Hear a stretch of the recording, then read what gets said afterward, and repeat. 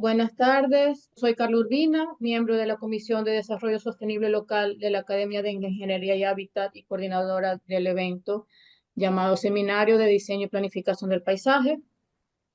Les damos la bienvenida a esta tercera conferencia del seminario. Agradecemos la presencia de la conferencista del día de hoy, la paisajista Fernanda Rionda, así como representantes de las instituciones aliadas en Venezuela, Panamá y Brasil, como son la Universidad del Zulia y sus facultades de Arquitectura y Agronomía, la Escuela de Arquitectura de la Universidad Rafael Urdaneta, el Proyecto Ávila de la Universidad Metropolitana de Caracas, la del Paisaje de la Escuela de Arquitectura y Diseño ISMUS en Panamá y la Maestría Profesional en Arquitectura Paisajística de la Universidad Federal de Río de Janeiro. El próximo jueves 26 de junio contaremos con la participación del paisajista Bruno Amadei desde Brasil con la conferencia Paisajes Comestibles, Prácticas de Observación, Cuidado y Proyectos.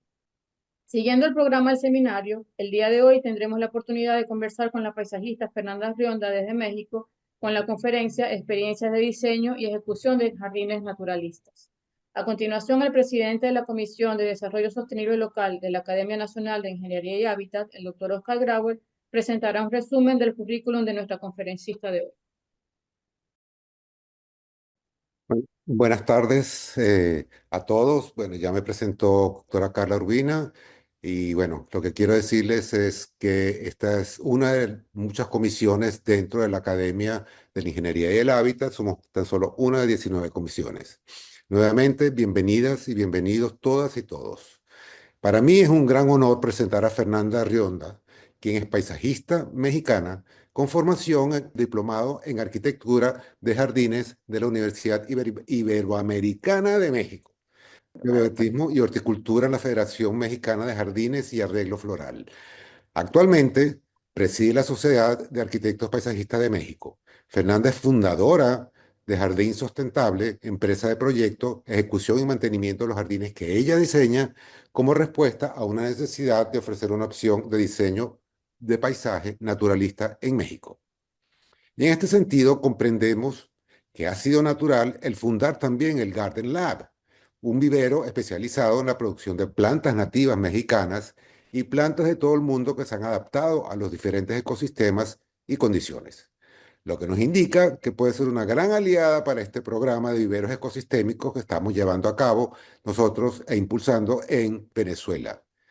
Al analizar su obra, podremos apreciar en diversos proyectos la importancia de la vegetación en el diseño paisajístico, la necesaria introducción de plantas nativas en proyectos paisajísticos públicos y privados como los parques lineales, corredores de biodiversidad, colección de dalias silvestres y restauración del humedal para el Jardín Botánico de Chapultepec, entre muchos otros. Fernanda, mil gracias por aceptar esta invitación. Esperamos que este sea el primero de muchos encuentros y colaboraciones con ustedes y contigo en particular. Con ustedes, Fernanda Rionda y los Jardines Naturalistas. Muchas gracias, gracias a todos por invitarme. Estoy realmente conmovida de la cantidad de personas que están aquí. Muchas gracias a Viveros Ecosistémicos y claro, me encantaría seguir platicando de esto en otra ocasión, ya más a fondo, porque es todo un tema, ¿no? Esto de las plantas nativas y las plantas adaptadas. Lo primero que me gusta hacer es siempre platicarles quién soy yo, porque luego es como raro, ¿no? Yo nací en la Ciudad de México en el 76, estoy a punto de cumplir 50 años el año que entra, y soy una persona que, bueno, me considero altamente sensible a los paisajes que rodean y rodearon desde mi infancia todo lo que viví, ¿no? Estudié yo Relaciones Internacionales en la Universidad Iberoamericana y por una situación casi de casualidad me encontré con este diplomado de arquitectura de jardines y el primer día que tomé una clase con mi profesor, el arquitecto Medina, sobre el Cerro del Texcotzingó, me enamoré y decidí que era el camino a seguir en mi vida, ¿no? Entonces, desde entonces no he dejado de poner el dedo en el renglón y trabajar en jardines. Puse mi empresa muchos años después. Después la empresa creció y como todo, a veces pasa que las empresas crecen y su director general o su directora general, que era yo, se había quedado corta. Y pues me vi en la necesidad de estudiar un MBA en la Escuela de Negocios de la Universidad Panamericana, que es el IPADE Business School. Entre varias cosas, bueno, también doy conferencias a muchas instituciones y tengo una plataforma de cursos de temas selectos de paisaje para personas que se están adentrando en estos temas de paisaje, ¿no? Soy, por supuesto, activista, empresaria, soy paciente crónica de una enfermedad que se llama espondiloartritis axial y periférica, y me gusta platicarlo porque luego estas cosas las personas no las saben, ¿no? Y nos ven trabajando y les quiero decir que es parte ahora de comunicar, además del trabajo y la importancia que tiene el paisaje, también la importancia de hablar sobre las enfermedades silenciosas que no se ven, ¿no? Por supuesto, soy una enamorada de leer, soy mamá, soy autora, soy jardinera, pero lo primero que soy, o sea, lo primero es que soy jardinera. Yo empecé mucho antes incluso de haber estudiado mi diplomado, me gustaba mucho el jardín y no había yo hecho esta conexión hasta que lo hice, ¿no? Entonces, les quiero empezar a platicar de las cosas que me sucedieron en la vida. En el 2017, Catherine Grimm, expresidente de la Sociedad de Arquitectos Paisajistas de México, me invitó a ser miembro de la sociedad. Y yo no entendía cómo me estaban invitando a mí sin ser un arquitecto paisajista de profesión. Esta gran decisión que tomé me hizo transformar mi carrera completamente porque abrí a temas que no estaba yo familiarizada. Yo solo conocía un poco la escala arquitectónica y no estaba yo familiarizada con la escala urbana y la escala regional.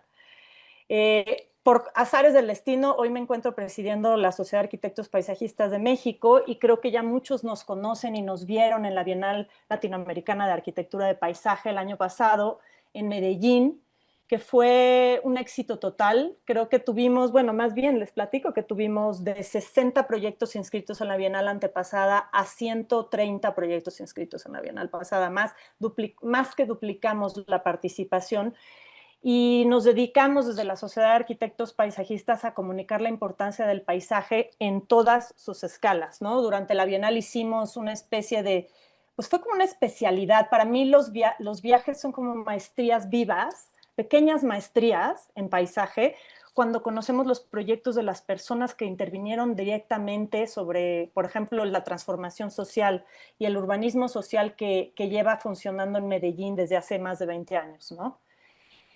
A través de la Sociedad de Arquitectos Paisajistas tenemos también, y aquí es donde voy a hacer mi anuncio parroquial para todos, pronto ya nuestro Congreso Nacional de Arquitectura de Paisaje en el que están todos invitados a participar en México. Este año es en la Ciudad de México, en la Universidad de Anáhuac. Y aquí está la página web. TT, que está trabajando conmigo en la Sociedad de Arquitectos Paisajistas, va a poner ahora en el chat la dirección para que puedan, la dirección web para que ustedes puedan inscribirse lo más pronto posible. Tenemos también, y los quiero invitar, porque algo que creo yo mucho es que el paisaje es para todos, ¿no? Yo he descubierto estas cosas, que el paisaje es un continuo ecológico sin límites, que las soluciones que ofrecemos los paisajistas basadas en la naturaleza van a ayudar y contrarrestan día a día los efectos del cambio climático. También creo que el paisaje es transdisciplinar y que no hay un solo camino para ser profesional del paisaje. Por eso los invito a ser partícipes de nuestro siguiente congreso, porque unidos somos más fuertes y yo ya siempre se los digo a mis alumnos, hay trabajo para todos. Y es tan compleja la disciplina del paisaje, es tan transdisciplinar y hoy en día la Sociedad de Arquitectos Paisajistas de México está abierto a muchas otras disciplinas que no necesariamente son arquitectura del paisaje, desde biólogos, agrónomos, geólogos, hidrólogos, geómatas, geógrafos. Entonces, los quiero invitar a hoy, el día 21 de este mes, cierra la convocatoria para la ponencia, que es las ponencias plenarias en nuestro congreso, y si se meten a la página web es muy fácil, y pues están todos invitados en septiembre, los espero en la Ciudad de México. Yo tengo esta visión de formar una especie de ejército de profesionales del paisaje lo más diverso posible. Entre más diverso sea este núcleo de profesionales del paisaje, más exitosos vamos a ser y más impacto positivo vamos a generar en nuestro medio ambiente, ¿no? Ya contada mi breve biografía, les quiero platicar un poco de las experiencias de diseño y ejecución de jardines naturalistas a lo largo de mi carrera, ¿no? Antes que nada, hablar de esta frase tan linda de Pitu Dolfi, esta foto de uno de sus jardines, de él, el jardín de él en Omelo, en Países Bajos, es que nada hecho por el hombre es realmente natural, ¿no? ¿Qué percibimos como naturalismo? ¿No? O sea, tiene un significado. Las personas percibimos como naturalismo algo y lo interpretamos de diferente forma, cada quien. Esta definición la tomé yo del diccionario de la Real Academia de la Lengua Española porque no existe aún una definición clara en español de lo que es naturalismo, pero me parece que funciona perfectamente para lo que nosotros necesitamos definir como paisajistas naturalistas, ¿no? Es la doctrina que considera la naturaleza como único referente de la realidad, ¿no? Y tratamos de explicarla. Sin embargo, un jardín naturalista, pues la idea del jardín naturalista es que se vea natural, no necesariamente es natural absolutamente todo y todas las intervenciones que hagamos, ¿no? Está inspirado en patrones que la naturaleza ofrece, desde luego basado en comunidades de plantas, fuera ya los monocultivos, obviamente. Uno de los conceptos claves hoy en el siglo XXI es el refugio de biodiversidad, ¿no? Los jardines naturalistas están apuntados a ser refugios de biodiversidad, están enfocados. Y pareciera que con estas tres frases vamos a describir, ¿no?, la esencia del diseño naturalista de paisaje. Y yo siempre digo que no es todo, ¿no? Hay más, ¿no? El ser humano, nosotros plasmamos en un jardín, un paisaje, nuestro propio aprendizaje o interpretación de la naturaleza. Yo no puedo esperar que una persona que nació en Irlanda, o alguien que nació en Rusia, o alguien que nació en Brasil, tengan la misma percepción de lo que interpretamos nosotros como paisajistas, de lo que es natural. ¿Por qué? Porque estuvimos sometidos a diferentes estímulos desde niños, ¿no?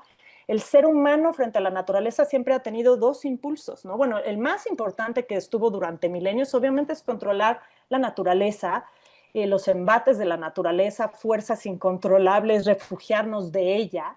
Y conforme ha ido avanzando esta disciplina de la arquitectura de paisaje, pues va tendiendo a hacerse este nuevo paradigma de no controlar la naturaleza, ¿no? No estamos en el siglo XVII, ni en el XVIII, ni en la época de Luis XVI. Hoy en día es diferente y no me gusta. Nunca he sido revisionista de la historia, todo lo contrario. Siempre hay que estudiar el paisaje de acuerdo al momento histórico que se estaba viviendo en ese momento cuando se construyó ese paisaje, ¿no? No podemos decir hoy en día que el planteamiento de Versalles es incorrecto si en ese momento el contexto social, económico y político que se estaba viviendo era el control absoluto sobre la naturaleza y el rey en primera persona, ¿no? Y vimos ya después todo lo que pasó con todos los cambios sociales.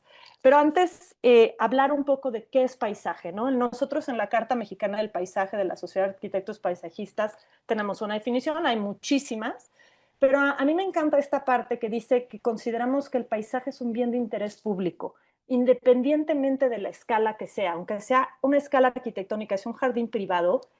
Si nosotros vemos el paisaje como un continuo ecológico sin límites, vamos a entender que es un bien de interés público. Y por supuesto, ya sabemos, ¿no? Hay dos tipos de paisaje, natural y cultural. Y todo, absolutamente todo, si nosotros vemos que el paisaje es un continuo ecológico sin límites, entonces todo es paisaje, ¿no? La grandísima y monumental Ciudad de México es paisaje, es otro tipo de paisaje, es un paisaje urbano en donde yo nací. Y este es el Cañón del Sumidero en Chiapas, también es paisaje, ¿no? O sea, tenemos que ampliar un poco esta escala de visión hacia tener esta visión, como yo le llamo a mis alumnos y les explico, tengan esta visión de Google Earth, ¿no? Cuando estén estudiando ustedes y haciendo un análisis de sitio, no importa si es para una jardinera en un balcón o un departamento, vean el paisaje en el que están insertos para poder dialogar con él, ¿no? Me encanta, yo ya a partir de que pertenecía a la Sociedad de Arquitectos Paisajistas de México, empecé a ir a los consejos de IFLA y me encontré con esta resolución que me parece maravillosa en junio 2017 para la Asamblea General de IFLA Europa, que se llama Paisajes sin Límites. Y la declaración dice, creemos que los paisajes son acumulativos, que el paisaje obviamente es un continuo ecológico sin límites, que es algo que repito yo constantemente en las clases, ¿no? Obviamente las últimas dos, que una gestión cuidadosa de los recursos, obviamente evitará una degradación del medio ambiente y el paisaje ya sabemos, ¿no? Que ofrece respuestas holísticas, pero a mí lo que más me gusta son estas dos primeras, que los paisajes son acumulativos, es decir, nosotros solamente estamos interviniendo la última capa del paisaje, la capa del paisaje más reciente. No podemos pensar que es la última y que además es la definitiva. Van a venir otras capas del paisaje después, ¿no? Y no necesariamente formadas por las personas. Puede haber una explosión de un volcán que destruya absolutamente todo lo que hay a su alrededor, como tenemos nosotros el ejemplo del volcán Xitle en el sur de la Ciudad de México hace miles de años. Entonces, si nosotros nos ponemos en sintonía con el paisaje, que es un continuo ecológico sin límites, podemos estudiarlo mejor. Y me gusta mucho, yo les digo siempre a mis alumnos que hagamos uso de estas herramientas digitales que hay hoy en día. Esta es una imagen de la ciudad de Monterrey, de 1984, que es cuando primero empezó a ver estas, pues en el archivo de Google Earth hay estos fotos de satélite de ciertas épocas. Me gustó porque la usé para un proyecto en Monterrey. Y nosotros podemos crear dentro de Google Earth estos videos y vamos viendo cómo la mancha urbana de la ciudad de Monterrey ha ido creciendo, ¿no?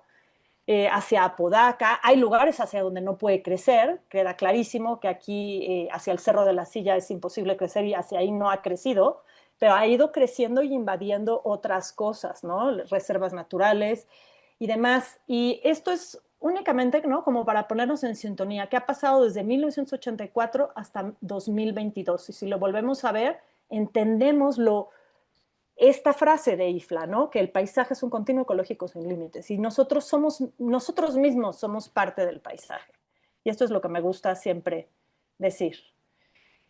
Hablando ya de paisaje natural y paisaje diseñado, entendemos que nosotros vamos a percibir el paisaje natural de una forma muy particular dependiendo de dónde hemos crecido, ¿no? Este es un ejemplo grandioso de paisaje diseñado por el despacho Tourescape de Kongyanju, una ciudad de esponja, manglar, y tiene ciertas implicaciones culturales también, ¿no? Por más natural que se vea, bueno, sabemos que no es natural, es diseñado por un ser humano, pero la idea es esta continuidad del paisaje hacia el continuo ecológico. Y siempre hago estas dos preguntas, ¿no? Yo a los alumnos y las personas, y las vamos a responder aquí, ¿no? Yo les pregunto, ¿no? ¿Es el paisaje diseñado una representación de la identidad cultural? Aquí estamos viendo un proyecto que no es de un paisajista, es de Michel Rofkin, es el Foro Boca en Boca del Río Veracruz, en donde él hizo una interpretación del paisaje rocoso de la boca del río con bloques de hormigón y me parece que captura perfectamente la cultura de ahí, ¿no? O sea, de esta zona de Veracruz, el puerto de Veracruz, que fue súper importante y sigue siendo muy importante en comercio, etcétera, ¿no? Y la otra pregunta es, por el contrario, ¿tendrá el paisaje diseñado el poder de crear una identidad específica?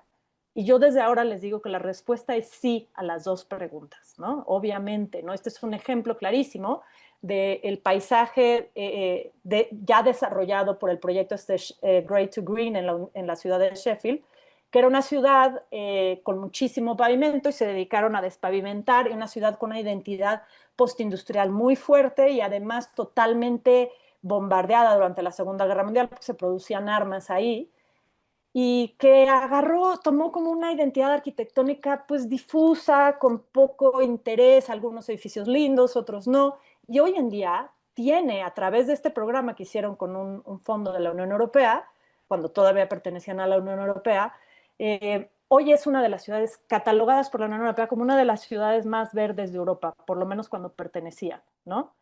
Y yo les presento esta imagen que teniendo tantos asistentes de otros países, tal vez a ustedes no es algo a lo que estén acostumbrados, pero los que estamos en México sí, ¿no?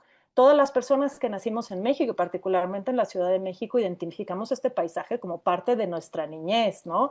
Es el lago de Xochimilco, que hoy es patrimonio de la UNESCO, patrimonio de la humanidad, y que nosotros en México pues lo percibimos como algo normal, porque nos llevaron desde niños, porque además yo trabajo ahí, voy una vez a la semana, ahí hacemos nuestros experimentos en el vivero, etcétera. Es un sitio que tiene una vocación agrícola, pero que hoy, por ejemplo, esto es muy importante, ¿no? Los que se han metido y han estado siguiendo la Bienal de Venecia, la instalación mexicana es una chinampa, ¿no? Entonces creo que así entendemos el paisaje y es un poco como los niños, ¿no? Cuando les das un juguete a un niño, quiere el juguete del vecino porque no lo tiene. Y muchas veces los paisajistas tratamos de diseñar y tratar de decimos queremos lo que no tenemos y por eso esta cosa de traer luego plantas que no son nativas, que tampoco soy una súper enemiga de las plantas exóticas mientras no sean invasoras, todo lo contrario, yo sí uso, no tengo una perspectiva nada purista en ese sentido, sí uso bastantes plantas exóticas que no son invasoras porque ayudan muchísimo a establecer las comunidades de plantas, como plantas pioneras y después todo este proceso de sucesión es mucho más acelerado si metemos plantas exóticas. No invasoras, claro, ¿no? Esto es una reflexión, ¿no? Es una foto de unos niños viendo el paisaje, ¿no? Y el paisaje lo vamos a percibir de manera involuntaria desde niños, ¿no? Y respondemos a varios estímulos sin darnos cuenta.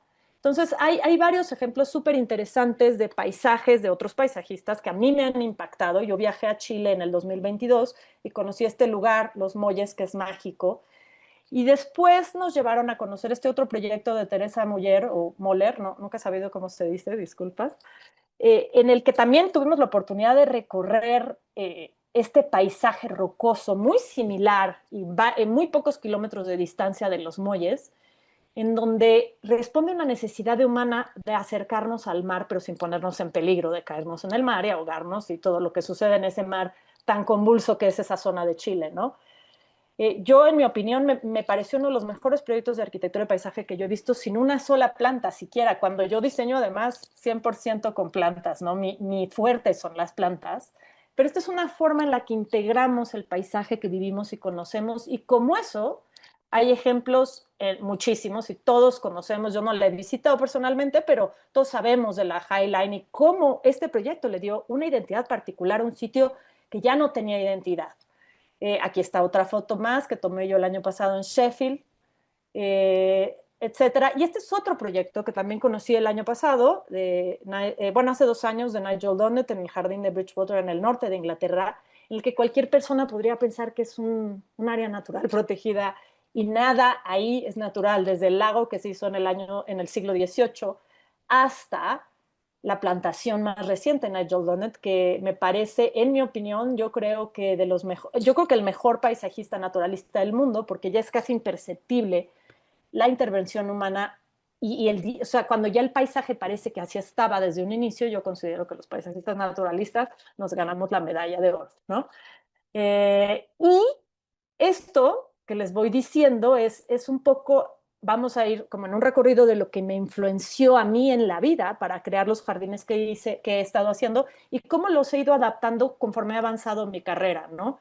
Yo siempre, este es otro proyecto que conozco muy bien, es el también es de Nigel, es en el Barbican, y me gusta mucho para esto, ¿no? Esta diapositiva, que primero las personas construyen la ciudad y los edificios y luego las ciudades nos construyen, porque nosotros nacemos en las ciudades, las personas que hemos nacido en ciudades, entendemos y es nuestra responsabilidad también como paisajistas diseñar ciudades que construyan personas en sintonía con este grandísimo continuo ecológico. Me encanta este meme, yo siempre en algún chat de los que tengo, que son cientos de chats de paisajistas y de trabajo y todo son plantas en mi teléfono, alguien mandó un día esto y a mí me encanta, ¿no? Y fue un poco lo que yo me di cuenta hace 20 años, es decir, ¿por qué en México no estamos?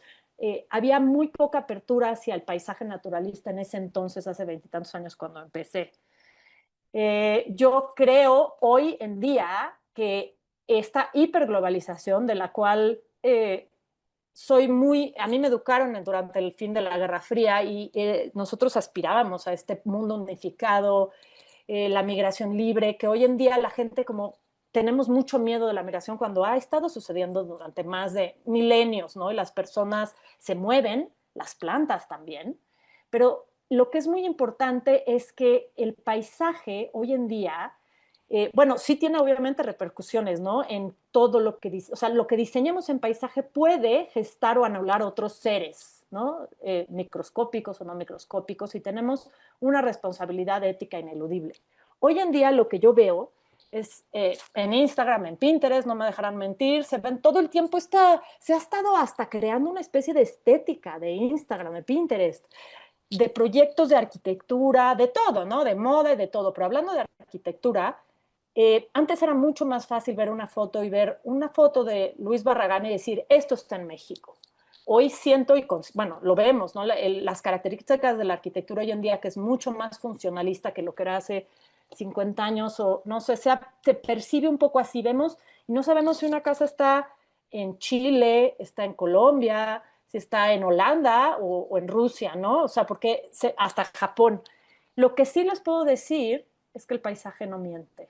Y es nuestra responsabilidad como paisajistas darle identidad en este momento histórico que estamos viviendo de la hiperglobalización en términos culturales y de estética. No podemos mentir y decir que un jardín está en Brasil cuando está en Suecia. Estamos de acuerdo, ¿no? Entonces, el paisaje no miente y como paisajistas debemos tomar esa responsabilidad para darle interés y identidad particular a nuestros proyectos, ¿no? Este es el ejemplo también de Sheffield Grey to Green cuando empezó y hoy cómo se ve, ¿no? Todas estas relaciones culturales, sociales, naturales y la globalización o sea, obviamente intervienen y es justo lo que vamos a ir como analizando. Ay, perdón, se me duplicó la diapositiva. Y vamos ya a entrar como en materia, ¿no? ¿Qué es lo que yo he diseñado? Y les voy a platicar de un par de proyectos importantes que he tenido. Siempre, obviamente todos empezamos siempre en la escala residencial, diseñando los jardines de nuestros familiares y nuestros amigos sin cobrar. Pero es bien importante entender cada paisajista los ejemplos a los que nosotros estábamos sujetos desde niños, ¿no?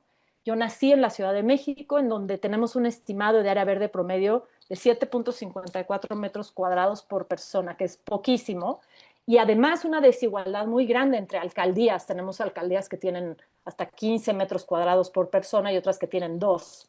Entonces yo siempre percibí esta desigualdad en la Ciudad de México como muy, muy impresionante. Pero este es el Paseo de la Reforma, que está lleno de árboles, y el bosque de Chapultepec al fondo, y vemos otras zonas de la Ciudad de México que o sea, es raro que tengan no solo árboles, sino áreas verdes para convivir. Este es un ejemplo de paisajes que vi yo en mi niñez. Mi familia es de Baja California Norte. Una de mis primeros recuerdos fue ir recorriendo la carretera de Mexicali a San Felipe y ver todas estas plantas que no se veían en la Ciudad de México porque la Ciudad de México no tiene este clima desértico. Y me impactó muchísimo y entendí la belleza de lo que es el desierto y lo dejé archivado. Dejamos de ir, dejé de visitar. Digo, fui muchas veces desde niña, pero después pasaron más de 20 años desde que yo visité Mexicali hasta el Congreso hace 2 años y tomé estas fotos, ¿no? De las plantas que desde niña me habían intrigado, que las dejé yo ahí guardadas en lo más profundo de mi disco duro mental. Y después platicarles de las otras experiencias que tuve totalmente opuestas a ese paisaje, ¿no? Pasé una parte de mi adolescencia en Inglaterra, en Sussex, en una escuela, y las cosas que se ven ahí son totalmente distintas. Y yo empecé, mi afición de jardinera realmente empezó allí, ¿no? Una de las monjas de la escuela tenía su jardín y además yo no se me olvida este momento en el que es raro que caiga nieve en Reino Unido, pero cayó un poquito en una temporada y después, a 2 días que se empieza a retirar la nieve, empecé a ver los galanthus asomarse, que es estos, le llaman copo de nieve, y entonces yo entendí, y ahí fue donde, esa es la primera vez que me acuerdo que me empecé a obsesionar con el paisaje, ¿no? Uno sigue su vida, estudió otra cosa, y de repente la vida me llevó a trabajar en paisaje, y al principio mis paisajes eran como muy evocativos de lo inglés, porque era lo más reciente que ya había yo visto, aunque tenía yo en mi cerebro, ¿no? Metido este paisaje del desierto donde nació mi mamá, y toda nuestra familia, que más de 2 o 3 siglos ahí, desde antes de la guerra México-Estados Unidos, en esto del desierto. Al principio mi forma de diseñar era mucho más tendiendo como al paisaje inglés, porque era lo más reciente en mi mente, ¿no? Y conforme fueron pasando los años, pues fui refinando un poquito y además era muy difícil conseguir plantas nativas, y al punto en que me decidí yo a producir mis propias plantas, porque no encontraba yo plantas nativas en México. Desde luego hace 20 años, imposible, ¿no? Entonces empecé con este proyecto del vivero en el año 2018, que ahorita les platicaré un poquito más adelante, pero esto es lo que hago mucho, ¿no? No es que realmente nada de esto que ven aquí es nativo, pero sí se ve correctamente. Es como si mi intención es que las casas, o sea, cuando trabajo en escala residencial, parezca como que aparecieron dentro del paisaje, como si hubiéramos volado la casa con un helicóptero y apareciera en el sitio, ¿no?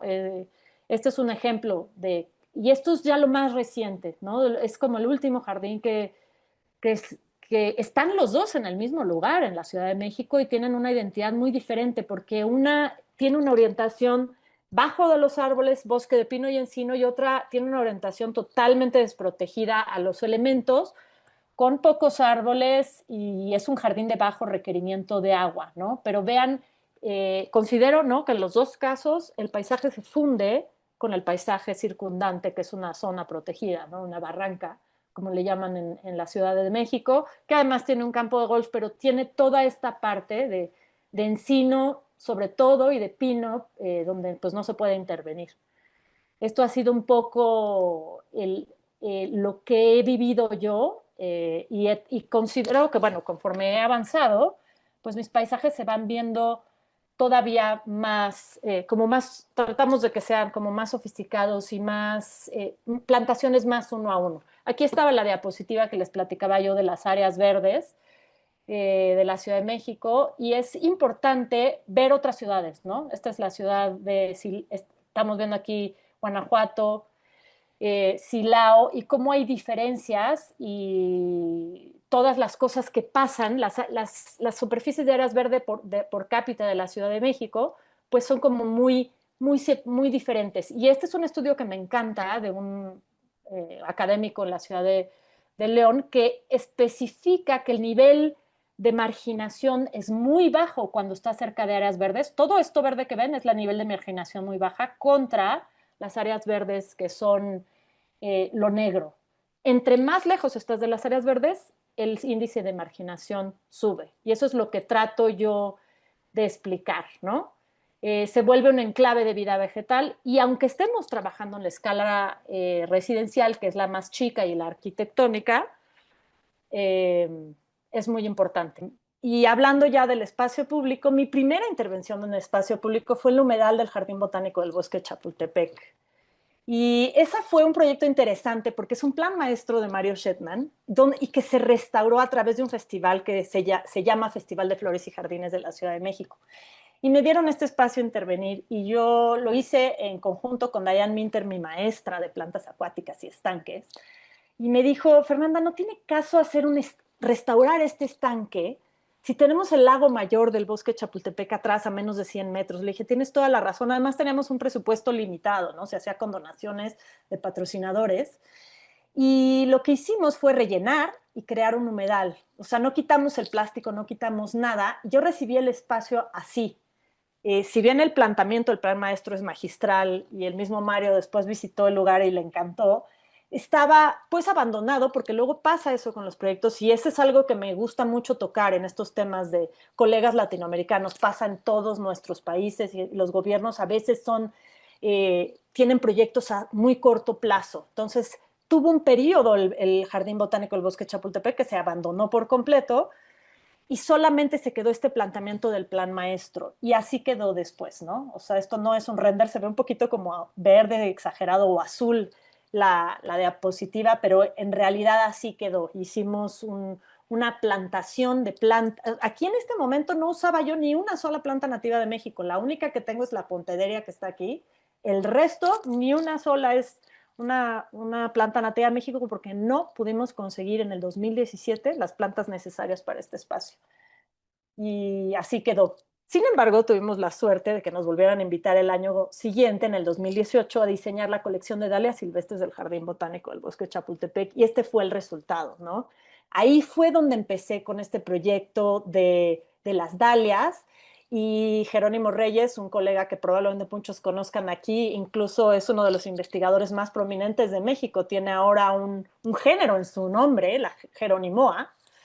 Me hizo el favor de germinar las semillas donadas por la Fundación Xochitla de 14 especies nativas, bueno, silvestres, de dalias silvestres en la UNAM, y en vacaciones me llamó para que las fuéramos a sacar, porque en la UNAM pues cierra, es una universidad, ¿no?, en vacaciones de Navidad. Y entonces fue que me moví yo a la zona Chinampera, Xochimilco, con una persona que lleva germinando dalias desde hace más de 4 generaciones, y este fue el resultado. No se ven, porque no sé si todos sepan, pero aquí en general las dalias silvestres son muy chiquitas, pero ahí están, teníamos más de 14, tenemos dalia, bueno, Hertingui, Tamaulipana, Imperialis, Campanulata, Pinnata, Rupicola, varias de las dalias más características de la zona central de México. Este es otro proyecto en espacio público que, si bien no es espacio público per se, es un edificio privado que la gente puede visitar, pero la gente lo puede visitar, es en la Torre Omega, es un edificio brutalista del arquitecto Ramírez Vázquez, en el que hicimos un jardín que no se riega durante nada, o sea, no se riega más que con la temporada de lluvias de la Ciudad de México, que sabemos que es muy intensa. Recibimos una cantidad de litros de agua bestial durante el verano y después se termina.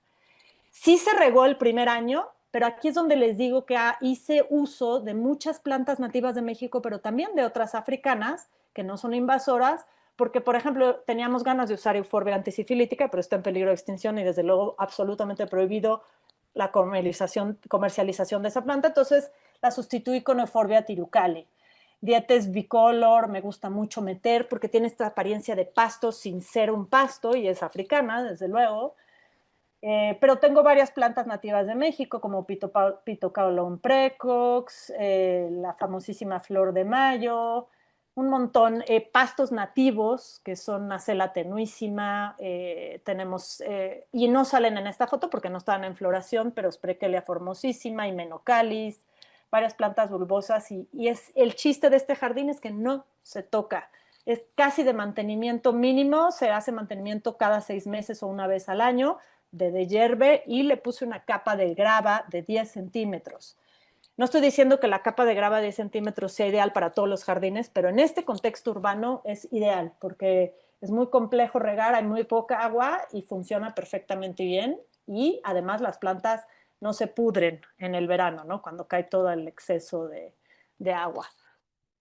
Soy obsesionada de las praderas de azotea. Aquí pueden ver un poquito mi influencia un poquito inglesa de esta época que viví yo en Inglaterra, y esta profusión de flores. No todas son nativas de México aquí, pero también yo soy muy laxa, y como buena internacionalista, a veces soy un poco laxa en esto de los pasaportes de las plantas. Pues a lo mejor la equinacia purpúrea, que está en el sur de Estados Unidos, pues yo considero que antes el sur de Estados Unidos era parte de México.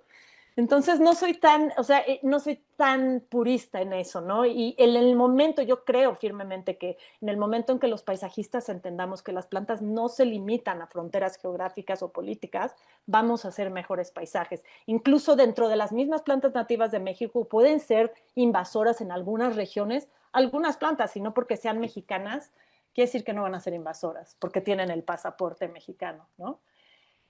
Una de las cosas que me gusta hacer mucho es influir, diseñar jardines temporales. Los hice durante muchísimos años para Design Week México, porque en México no había oportunidades de diseñar jardines así, ¿no? Solamente me pedían puras cosas como muy comerciales. Yo durante 9 años me dediqué a comunicar este lenguaje, este mensaje de no necesariamente vamos a usar césped, no necesariamente vamos a usar lo tradicional. Y ahí empecé a poner en práctica todas las plantas nativas y no nativas que producía yo en el vivero que hoy produzco, o sea, que hoy tengo, ¿no? Fue necesario hacerlo, y a mí me gusta mucho porque, ahora, sin embargo, algo que les quiero decir es que siempre he sido muy, en eso sí soy purista. Si se hace una instalación temporal, tiene que ser una instalación que no confunda al público y que sea un jardín que en realidad podría funcionar si se dejara para siempre. No se vale meter cosas de sol, o sea, cosas que no están adaptadas al sitio porque es una instalación temporal. Justo no, justo lo que traté de hacer es comunicar.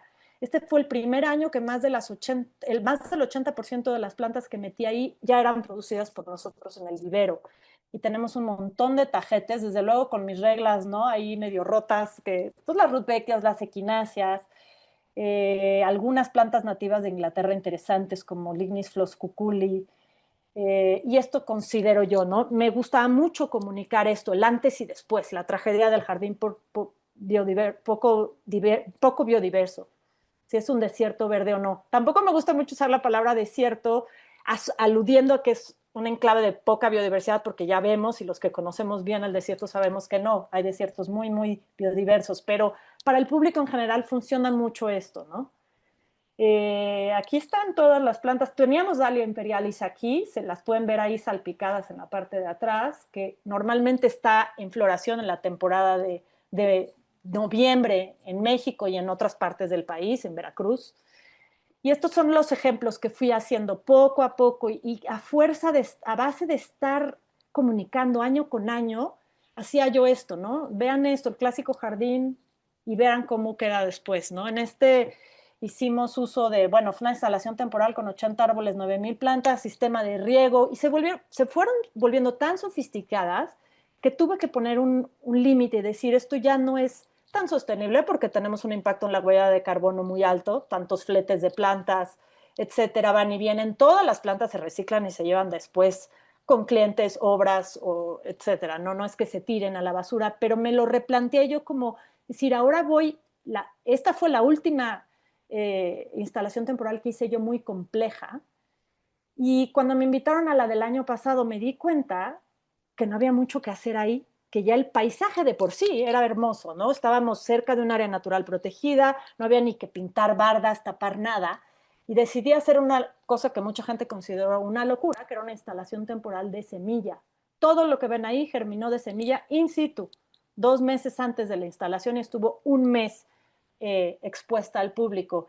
Y recibí comentarios de todo tipo de personas, incluso gente muy profesional, amigos, que me decían, Fernanda, estás loca, ¿qué tal que no funciona y no germina? Y yo, va a funcionar, porque las plantas las conozco desde hace tantos años, yo sé que va a funcionar, pero aparte, si no funciona, no importa.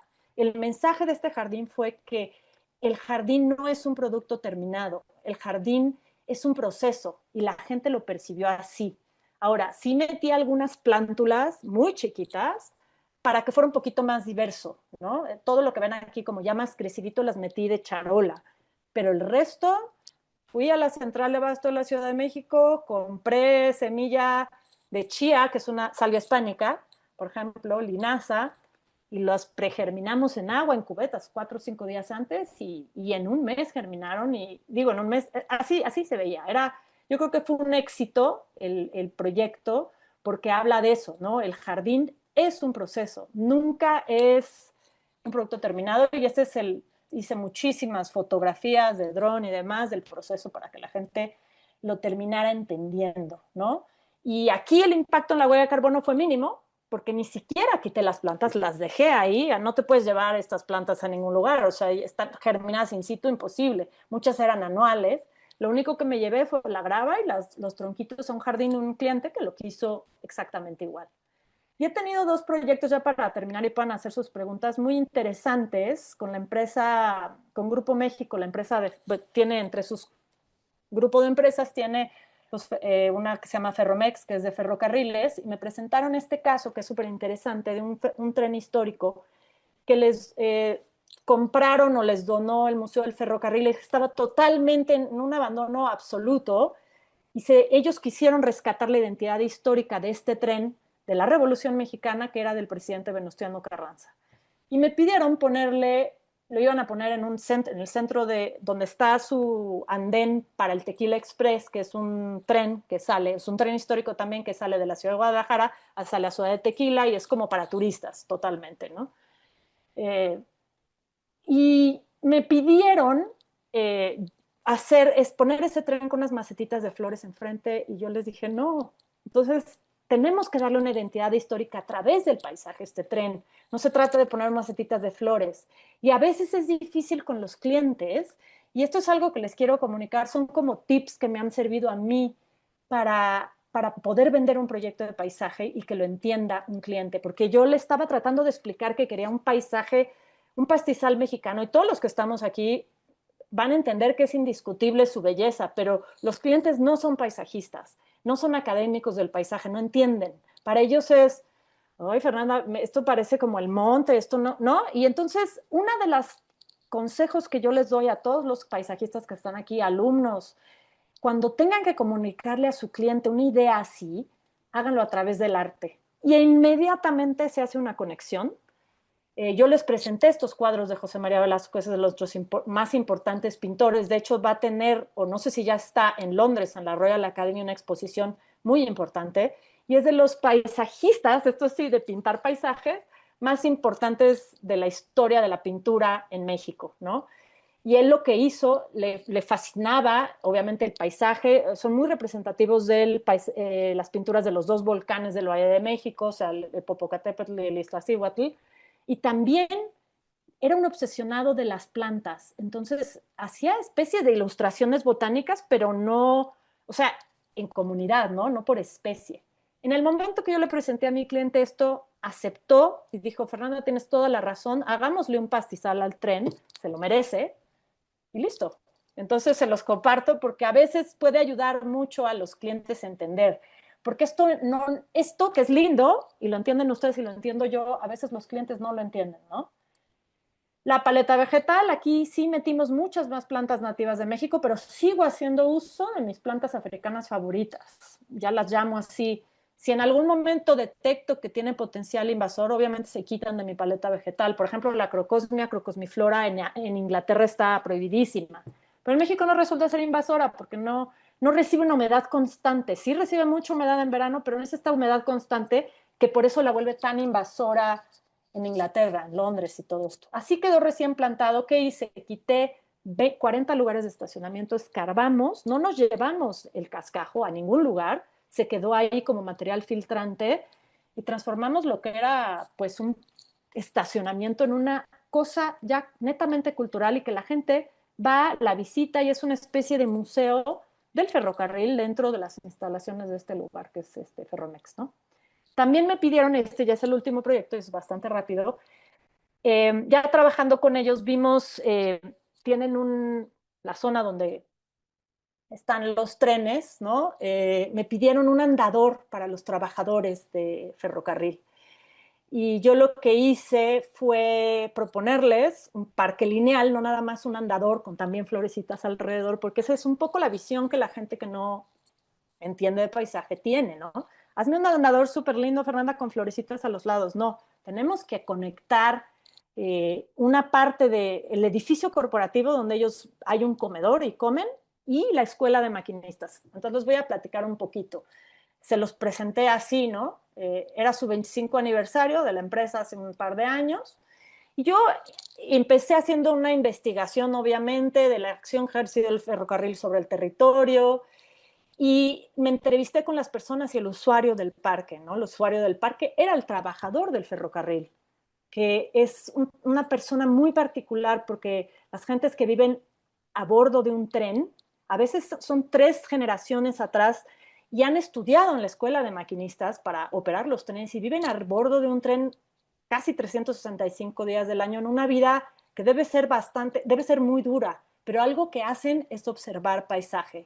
Y ellos son, o sea, como coleccionistas de plantas, aficionados, incluso me presentaron su colección de plantas y la integré al paisaje, pero son tan buenos para, agarraron unas, no sé, semillas de algo que no sabía, todavía no sabemos ni qué, tenemos un árbol ahí que nadie me ha logrado decir qué es y tampoco se acuerdan ellos de dónde agarraron las semillas, ¿no? Pero fue esto, a mí el paisaje postindustrial me da, un día leí un capítulo de una autora que ahorita no me acuerdo, pero que habla sobre paisaje postindustrial y dice que el paisaje postindustrial tiene una belleza extraña y a mí me fascina estar ahí. El día que fui me paré en este sitio y vi de este lado las vías del tren que pasaban constantemente, pues son 14 o 15 vías que pasan con son trenes de carga, no son trenes de pasajeros, para que entienda aquí nuestro público, ¿no? Son trenes de carga. Son trenes que no van muy rápido porque son trenes que a veces llevan 2 máquinas y 100 vagones cargados de grava y pues de todo, ¿no? Desde coches hasta, ahí se mueve mucho el comercio en México, ¿no?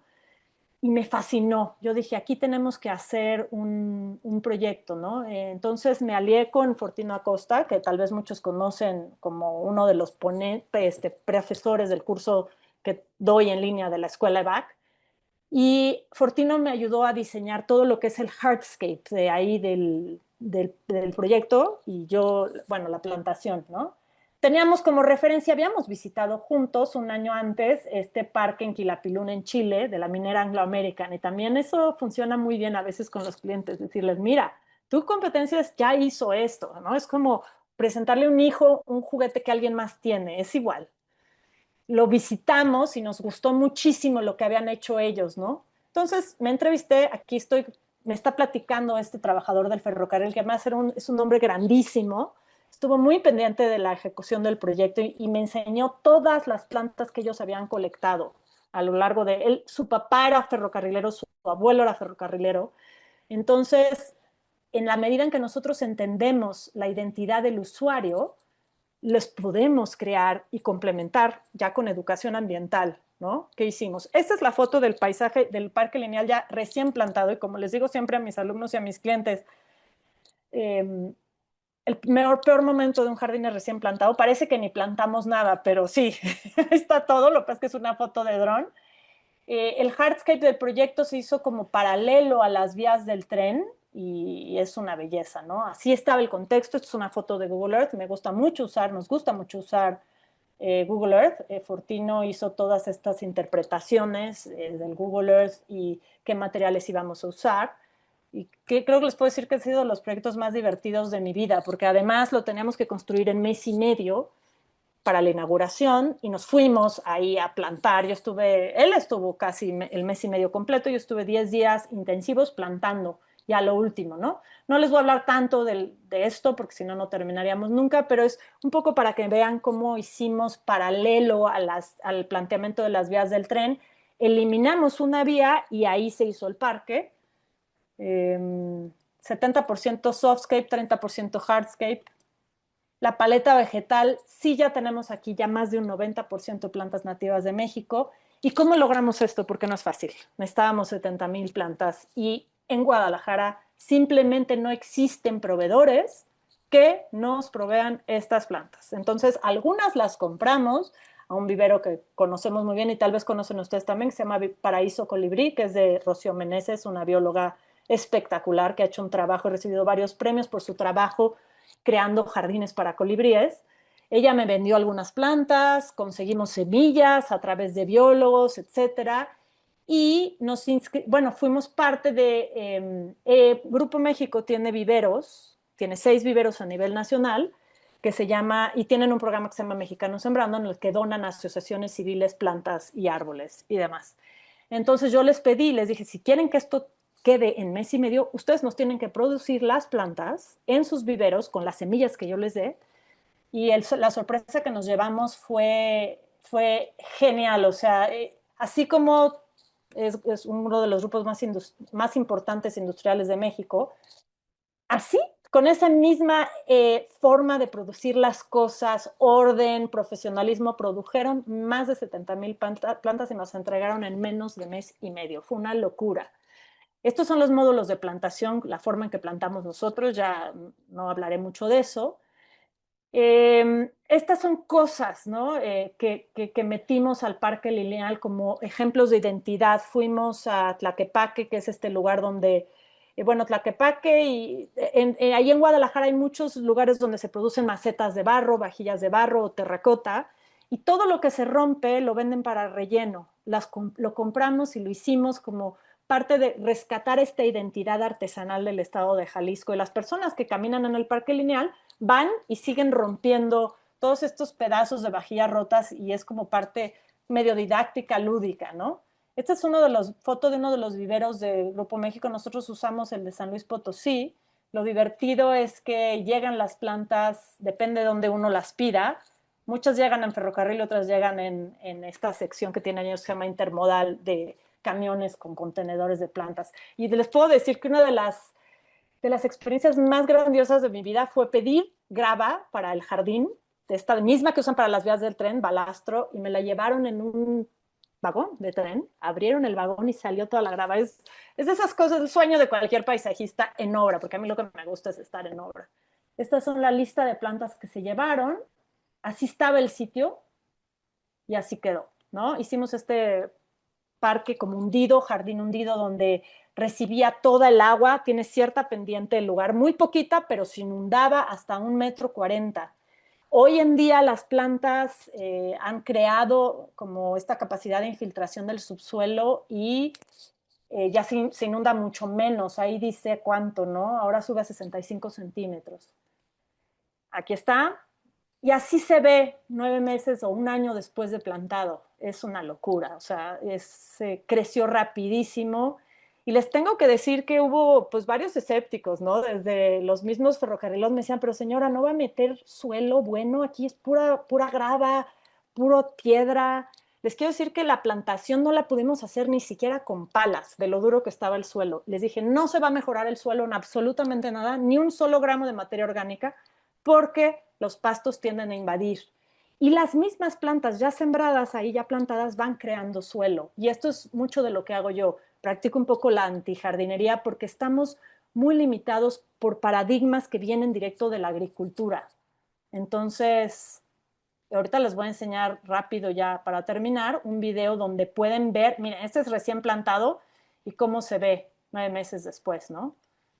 Y hay un videíto muy rápido en donde, bueno, hicimos obviamente señalética, que es muy importante tener señalética en los proyectos para que la gente entienda, ¿no? De qué van. Y este es un poquito el impacto ambiental de la diferencia.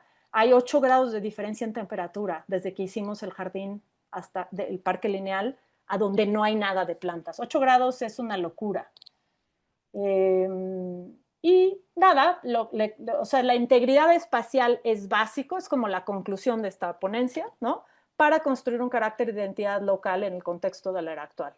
Y esto es el vivero que les platico que tengo yo en donde trabajamos estas plantas en la zona chinampera de Xochimilco. Y este es uno de los libros que tenemos, que editamos bueno, con Elisa Olivares Esquivel, que es una amiga mía, que es la única mexicana que da cátedra en Sheffield en la licenciatura de Arquitectura de Paisaje, nos convocó, entre ellos a Fortino Acosta, al doctor J. Cruz García Alvarado, a mí, y si les interesa, Tete les va a escribir por aquí el correo electrónico al que pueden escribir y se los podemos enviar. Es muy barato, lo que pasa es que luego mandarlo de país a país no es tan barato. Y les voy a poner rapidísimo el video para que vean a lo que me refiero yo con el suelo que estaba lleno de, pues era pura piedra, ¿no? Ustedes me dicen si se escucha, yo creo que sí. Así estaba antes. Las palas se rompían, ¿no? Plantábamos con picos.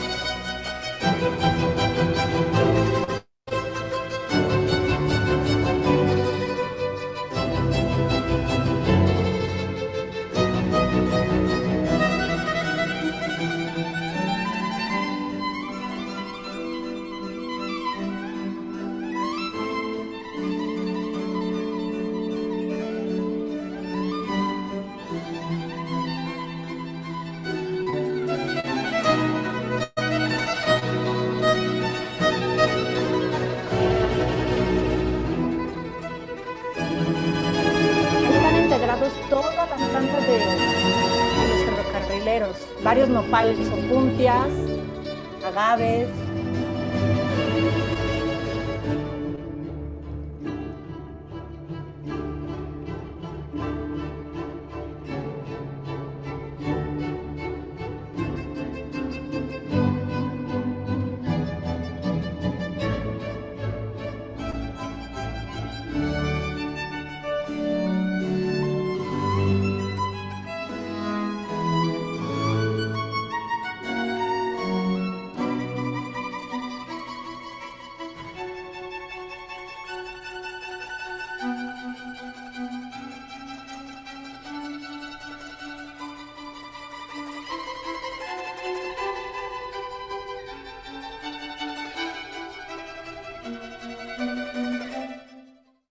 Pues muchísimas gracias y aquí estoy para cualquier pregunta. Sí he trabajado paisajes cerca del mar. Y alguien preguntaba aquí que si el Congreso es solamente presencial. No, fíjense que tenemos una modalidad virtual y hoy creo que es el último día para pagar con descuento. Métanse a la página porque hay un paquete en el que o sea, en que se pueden conectar a las ponencias magistrales únicamente. No podemos conectarlos a todas porque suceden muchas cosas simultáneas y sobre todo las visitas. Es difícil. Pero con muchísimo gusto y cualquier duda que tengan me pueden escribir por Instagram o a la Sociedad de Arquitectos Paisajistas de México y ahí les resolvemos todas las dudas. Y pues muchísimas gracias Carla, equipo, todos los que están conectados. Sí, pues aquí estoy para las preguntas. Espero que les haya gustado. Muchísimo, Fernanda. Muchísimas gracias. Ha sido una tarde genial con tantas ideas y conceptos, ¿no? Ideas, conceptos que hablan sobre tu experiencia. También es muy sabroso poder escuchar a alguien que mete la mano en la tierra, desde la producción hasta después en hacer la plantación y no solo la plantación, el sembrar, ¿no? Fue muy lindo ver el proyecto que te sigo y entonces vi todo el proceso de ese jardín temporal que hiciste más recientemente. Tengo Oye, varios ahí hay comentarios. una pregunta. ¿Quieres que la Sí, conteste? O sí, Sí, esta, hay varios comentarios por aquí. Bueno, primero estaba todo el mundo saludándote de diferentes lugares. ya sé. Está un comentario del profesor David Guberner, muy bella la introducción como marco teórico y referencial, así como los proyectos que nos muestras para Uy, uy, uy. Para ilustrar cómo ese marco teórico aterriza. ¿Puedes decir algo del proceso de diseño de tus jardines naturalistas que no parecen partir de una apuesta formal, por lo menos evidente? Hay una geometría oculta, una paleta de organización de zonas o capas, un manejo topográfico o de aguas. Cuando se diseña en mesa o computadora, ¿cuánto se diseña en mesa o computadora o cuánto se resuelve en obra? No, ay, gracias, David. Es una muy, muy buena pregunta. Mira, el proceso de diseño para los jardines naturalistas es igualito que para un jardín no naturalista. Sí hacemos mucho en computadora, mucho. Y para mí la parte más importante, obviamente, es el análisis de sitio y el diagnóstico. Porque así, uno de los ejemplos más claros en los que el sitio determina el diseño, o sea, mucho en paisaje naturalista es el sitio determina el diseño, es como inspirarnos en este concepto de el espíritu del lugar de Alexander Pope, ¿no? Por ejemplo, si tomamos como ejemplo el Jardín de las Semillas, ¿no? De Design House, para mí lo más importante es el diagnóstico y si diseñamos absolutamente todo en computadora, hay cosas que se resuelven en obra que siempre hay un margen, ¿no? Para las plantas, de repente, lo que sí llegamos a resolver en obra es, por ejemplo, pedimos una planta y nos llegó de otra, y eso es muy flexible en paisajismo naturalista, la verdad.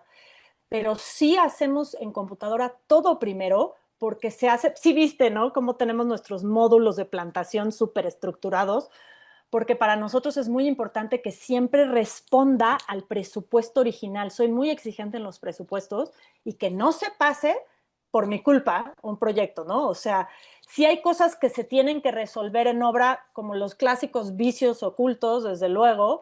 Sí usamos planos topográficos, manejo de aguas también, y en obra, más que nada, lo que resolvimos ahí, por ejemplo, en este proyecto de Ferromex, en el del Parque Lineal, que era de hacerlo ya rápido, había algunas cositas que nos encontrábamos de repente, como vías del tren viejas, antiguas en el suelo, esas cosas como que es muy fácil, pero sí resolvemos en computadora todo antes. Tal vez la próxima les enseño más un poquito de nuestro proceso, pero sí se hace todo en la mesa o en la computadora antes.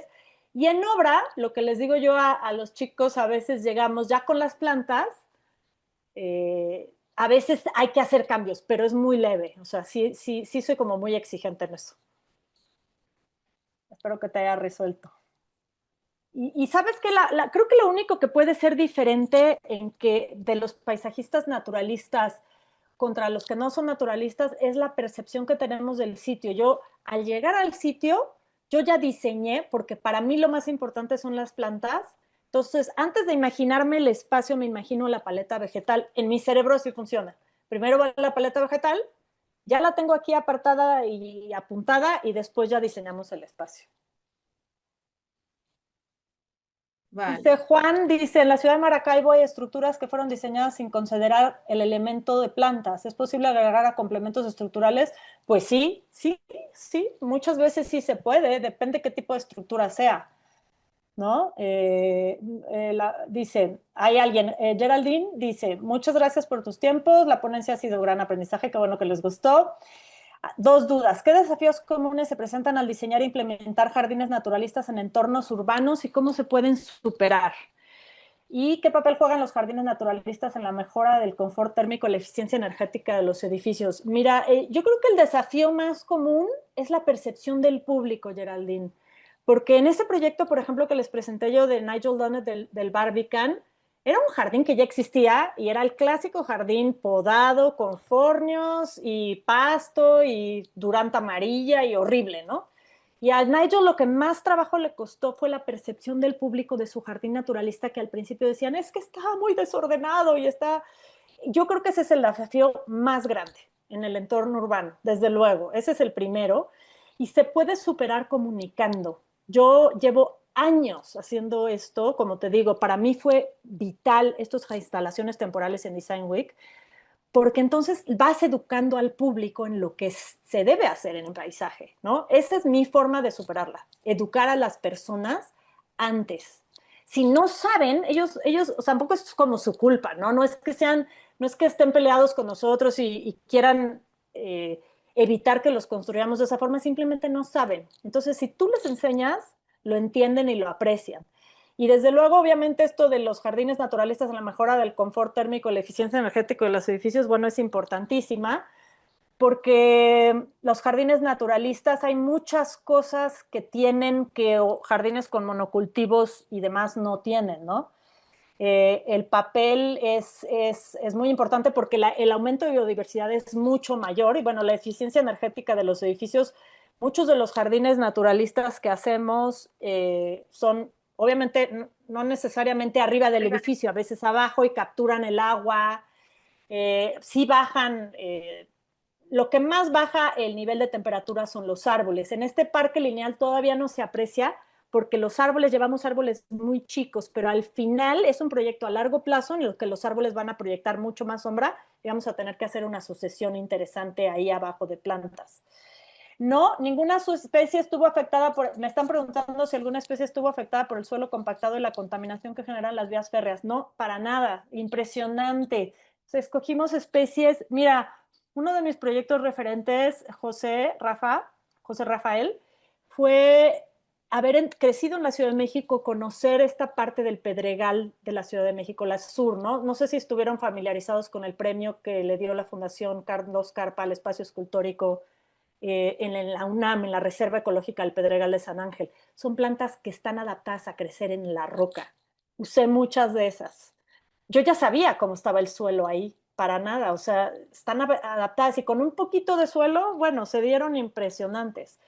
La contaminación que generan las vías férreas, hay algo de contaminación en el suelo de metales pesados de hace muchos años que ya no, o sea, que se quedó ahí en el suelo, ya no existe, o sea, ya últimamente las vías férreas ya son mucho más limpias que lo que eran antes, ¿no? Por ejemplo, antes los durmientes del ferrocarril que tienen este tipo de químicos para que no se pudra la madera, pues contaminaban los suelos. Hoy en día los durmientes del ferrocarril son de cemento. Entonces, no notamos nada de eso.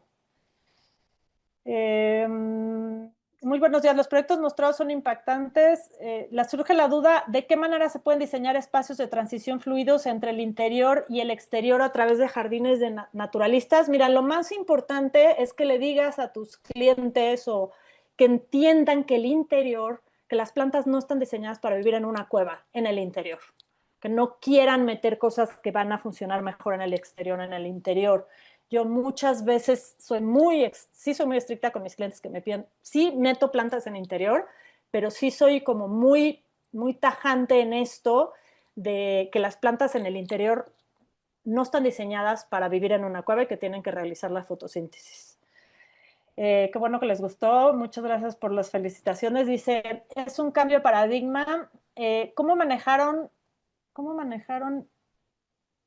inicial de los propietarios? Ay, no entendí aquí, es que hay como un error de dedo, pero bueno, la respuesta a lo que les puedo decir del parque de Ferromex ha sido grandiosa. Tengo otro video que luego se los puedo poner en Instagram para que lo vean, de cómo manejaron este cambio los usuarios del parque. Eran usuarios que tenían que caminar del edificio corporativo a la escuela por afuera de Ferromex en una camioneta 25 minutos. Y hoy en día hacen 8 minutos a pie o 2 minutos en bicicleta. Ellos mismos los entrevistaron hicimos un video para fin de año corporativo de ellos y los entrevistaron y están felices. O sea, es parte y no ni siquiera es un parque público, no es para que lo visite la gente, ¿no? Eh, Después dice, ¿cuáles serían las dimensiones de siembra de las plantas de los jardines y sus diferentes especies? Mira, luego les puedo compartir en Instagram, hay varios videos donde hablo de esas especies y en mi canal de YouTube también hay algo. Normalmente en este jardín de Ferromex manejamos una densidad de plantación por metro cuadrado de más, bueno, depende cada uno, pero si no lleva semilla, nada más de las puras plantas, eran más de 25 plantas por metro cuadrado, llegaron muy chiquitas y las plantamos muy juntas. Les vamos a poner aquí el correo Tete, ¿nos puedes ayudar a poner el correo de Jardín Control para que nos escriban para el libro? Y luego me pone, al hablar de percepción, ¿piensas que te ubicas en el espacio entre tu persona y el lugar? Sí, totalmente. Nosotros tenemos que ubicarnos en el espacio y entender qué nos está diciendo el espacio, qué percibimos nosotros por natural, ¿no? Ay, gracias, Tete. A ese correo que les puse ahí pueden escribir para ver si les podemos enviar el libro. Ay, qué bueno que les gustó. ¿Qué tipo de libros? Uy, tengo un montón, pero mi libro más lindo, mi primer libro que compré de paisaje naturalista se llama The Poetics of Gardens, de la historia del paisaje más que nada, porque no nada más habla de paisaje naturalista. Y el mejor libro que conozco yo es The Dynamic Landscape, se lo voy a escribir aquí, de Nigel Dunnett, y es de James Hitchell también, de ellos dos, y otro que se llama Naturalistic Planting Design. Fernanda, voy a comenzar a leer los comentarios que tienes en YouTube también, ¿ok? Va, buenísimo.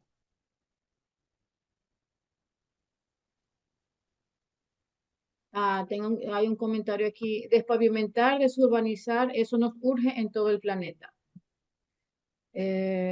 Funcionalista,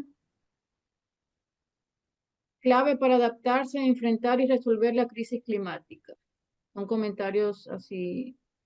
Sí, claro, sí, es Muy muy importante interesante la temática la tercera conferencia. Hay un comentario que dice, difiero de ese punto de vista, claro, no sé en qué momento hizo el Ahora sí. comentario. Sin embargo, ¿cuáles medidas tomas para introducir especies? Ah, bueno, está hablando entonces de las especies no autóctonas. Sí, ¿Cuáles medidas tomas para introducir especies no autóctonas en paisajismo?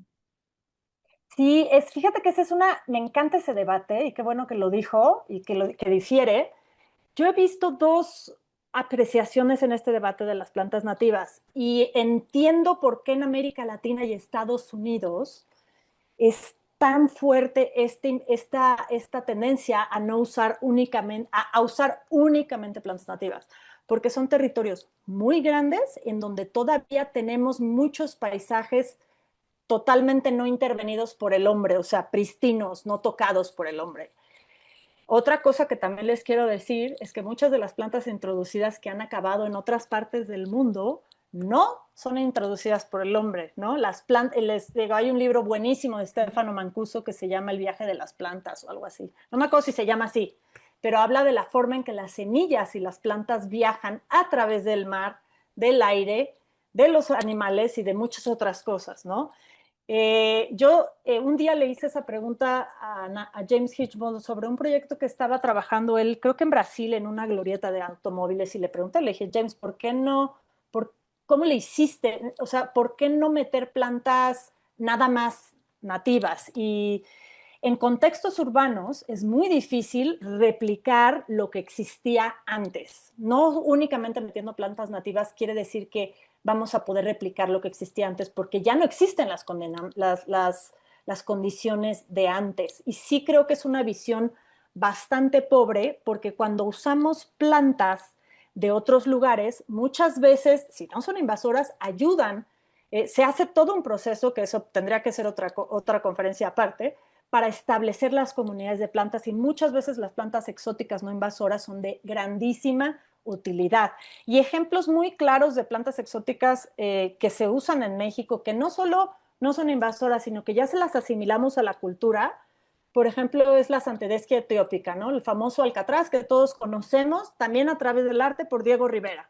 Estas mujeres cargando los alcatraces que, sin embargo, ya son parte de nuestra cultura. O la aloe vera, ¿no? El aloe vera, que sabemos que los aloes son africanos, pero llevan tantos años que ya están adaptados. O sea, es como, yo sí soy mucho, sí tengo la visión totalmente opuesta y es algo que siempre tengo que estar explicando y diciendo. Y les explico también un poco por qué los ingleses también, y hay que entender de dónde vengo yo y de dónde vienen todos los que trabajamos con plantas exóticas no invasoras. Claro que en Inglaterra, la biodiversidad en Inglaterra es mínima, o sea, no se compara con nuestros países latinoamericanos que son megadiversos, biodiversos, o sea, no se compara con Brasil, con Venezuela, con Argentina, con Chile, con México. Entonces su biodiversidad es tan chica y el lugar en el que se encuentran en la latitud es muy sensible al cambio climático y han perdido mucha más biodiversidad con este aumento de 1 grado, 2 grados de temperatura. Las Islas Británicas están en una latitud que deberían tener un clima mucho más frío y que no lo tienen por las corrientes del Golfo de México. Entonces, ellos, al revés de nosotros, lo que se han dedicado es a ver, o sea, tanto Nigel como James, y en la Universidad de Sheffield, qué plantas de otras partes del mundo pueden llevar a Inglaterra sin que haga daño y aumentar la biodiversidad que están perdiendo año con año por esta cosa muy particular, ¿no? Entonces, aquí alguien puso algo. Exactamente. Esto es muy bueno, David. El Burle Park se paseó por medio Brasil y África de toda la región de Zulia en Venezuela para seleccionar plantas del bosque seco para el Jardín Botánico de Maracaibo. Sí, mientras no sean invasoras. O soy enemiga número 1 del Penicetum que se usa por todos lados en la Ciudad de México. Todo el tiempo estoy comunicando que dejen de usar Penicetum. Y luego tenemos el caso, por ejemplo, de las jacarandas en la Ciudad de México, ¿no? Que no son nativas de aquí, pero que ya todos asociamos con primavera y es parte ya casi de nuestra identidad cultural, ¿no? No, No sé si hay y algo más. pasa igual, por ejemplo, el mango, así. Cualquier El mango. venezolano te diría que el mango es una planta nativa, y forma parte de nuestra identidad y forma parte de nuestra cultura gastronómica y de nuestros recuerdos de todas las generaciones. Y es eso, tú también lo hablaste al inicio, ¿no? Eh, Así, no podemos, tanto la flora como la fauna se mueven. Se movieron los continentes, se continúan moviendo los continentes. ¿Cómo es que estos elementos vivos no se van a mover, ¿no? Y bueno, creo que es una discusión muy que podríamos abrir después Un otra panel. parte de seminario solamente hablando de eso. Y muchos autores hablando del tema, ¿no? Especies exóticas son una amenaza y ahí estos señores, grandes paisajistas, comienzan a hacer una discusión sobre eso, ¿no? Unos hablando en pro, otros en contra, otros comienzan a decir, sí, este tiene razón. Entonces, al final de cuentas, el planeta es de todos y la idea es que podamos convivir entre todos, seamos, si no, yo no pudiera estar aquí en Brasil, por ejemplo, ¿no? Porque A mí me encanta el soy ejemplo del... exótica aquí en Brasil, ¿no? No, La cuestión es que todos podamos ayudar a todas esas comunidades donde hacemos vida. Perdón que a hice mí me esa encanta el interrupción. ejemplo de los bananos, de las plantas, las musas, ¿no? O sea, el banano que comemos todo el mundo, o sea, Sí, viene de esta variedad que desarrollaron allá arriba en la casa del, o sea, es Cavendish, de la familia Cavendish del jardín de Chatsworth en Inglaterra. Eso, todos los bananos que comemos hoy en día vienen de ahí, de esa variedad que hibridizaron en ese momento. Eso es súper interesante. Es un tema que da para, uff, pero mucho, bueno. mucho para hablar. Bueno, continuamos para ir cerrando. Hay algunos comentarios en YouTube. ¿Cuáles fueron los criterios para la selección de especies, en ese caso para suelos prácticamente desprovistos de materia orgánica, teniendo como objetivo preservar la biodiversidad de la zona? Ya eso tú creo que lo comentaste. Ya lo Yo soy contesté. de Baja California Sur, me encanta el jardín interior, pero ¿qué me recomiendas para jardines desérticos? Pues Alguien hay que que tenga que mirar a la... estudiar, alguien que tenga que estudiar. Pues no, lo que tiene que hacer es mirar lo que se da en Baja California Sur. Aparte hay una biodiversidad increíble, ¿no? es como una isla de biodiversidad, es prácticamente una isla, la parte sur de la península. Hay otro comentario que dice, hablas de haber disminuido la temperatura en 8%. Si con el tamaño que tiene pudieron lograr eso, cuando crezcan en todo su esplendor será una maravilla. Sí, no es 8%, 8 grados. Es 8 una grados. locura. Ah, perdón, 8 grados, 8 grados, 8 grados. Lo medimos Gracias, con un gracias. termómetro. Excelente e inspiradora ponencia, sobre todo para los que amamos los jardines como refugio de biodiversidad y por ende contribuir a reducir el cambio climático. Bueno, eso es un poco lo que están comentando. Muchísimas gracias a todos los comentarios que hemos recibido. Fernanda, nos has dejado una tarde genial con unas ideas que creo que son puntos clave, sobre todo cuando tú dices que los jardines, la importancia de los jardines naturalistas va más allá de un aspecto formal o plástico y tal. Es un lugar para refugio, es un proceso de aprendizaje, es el reflejo del momento, ¿no? Es el reflejo de ese momento en el que estamos viviendo ahora, donde no es el lugar el paisajista controlador, es el paisajista que aprende y está intentando adaptarse en realidad, ¿no? Somos paisajes, pero estamos interviniendo solamente un pequeño aspecto de la capa del paisaje. Y eso creo que también es clave, hablando de ese reflejo del momento en el que estamos viviendo. El paisaje diseñado para reconoce y potencia la identidad del lugar. El paisaje no miente, creo que eso sería así también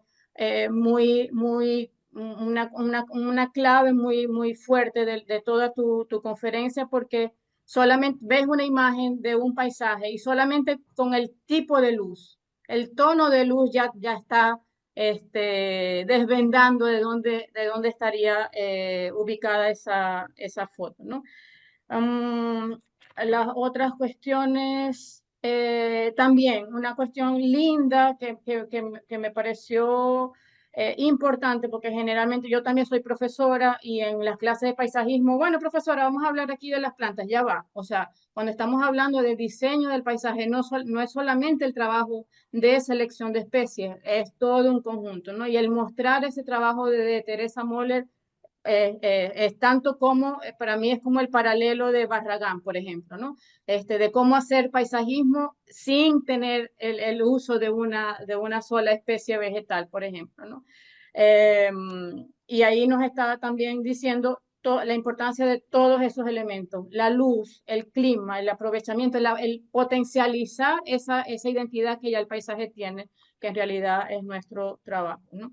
Las rocas, el agua, la importancia de producir plantas, y con eso quería darle mucha importancia, porque estamos hablando desde el programa de viveros ecosistémicos que estamos llevando a través de esta comisión de la academia, que les surge por esa necesidad de que varios de los que estamos trabajando aquí somos urbanistas, paisajistas, que estamos intentando diseñar estos planes y proyectos de paisajismo urbano, donde que estamos queriendo hacer un trabajo de restauro ecológico, por ejemplo, y que no hay plantas para eso, ¿no? Entonces, a partir de allí surge esa idea de entender que tenemos que producir plantas que tengan que ver con los diferentes ecosistemas donde estamos conviviendo, pero que también son ese estudio en nuestro caso, partimos desde Venezuela, inicialmente desde la ciudad de Maracaibo, pero luego se fue distribuyendo a lo largo en todo el país, en muchas partes del país, y tenemos algunos, estamos comenzando a hacer esa red de viveros ecosistémicos en donde cada uno está intentando hacer la propagación de especies que tengan a ver con las condiciones donde ellos están, para poder tener una opción más amplia sobre esto, ¿no? Y tú, así como otros paisajistas, como Burle Marx hizo su casa del sitio, Burle Marx, para hacer todas esas colecciones, así como Monet hizo su jardín también para poder pintar, pues Fernanda hizo su laboratorio para poder tener esas especies, y lo aplaudimos, y por eso también te queríamos invitar a que no podamos tener otro tipo de actividades en conjunto, porque creo que la experiencia vale mucho para este tipo de trabajo. Y bueno, nada, y como para terminar, terminaste con un proyecto lindísimo que fue este proyecto sobre el parque lineal de la línea de ferrocarril y recordé unas lecturas que hice sobre el paisaje de México y cómo ese paisaje de México cambió con las líneas de ferrocarril, por ejemplo, entre México y Cuernavaca, ¿no? Entonces, esa secuencia de paisajes, de cómo pasar de un paisaje a otro, en esa velocidad cambia completamente la percepción de cada uno de nosotros. Y bueno, muchísimas gracias por todo lo que nos has presentado y hacernos esos viajes en una hora. ¿Qué tal? Muchísimas gracias, Carla, y gracias a todos por estar aquí, por las preguntas. Me encantan esas preguntas, me encanta hacer debate, también es muy sano. Y pues aquí estamos, yo dispuesta cuando quieran hablar de plantas nativas y de viveros y todo, y podemos hacer cosas muy lindas. Abrazos a todos desde México.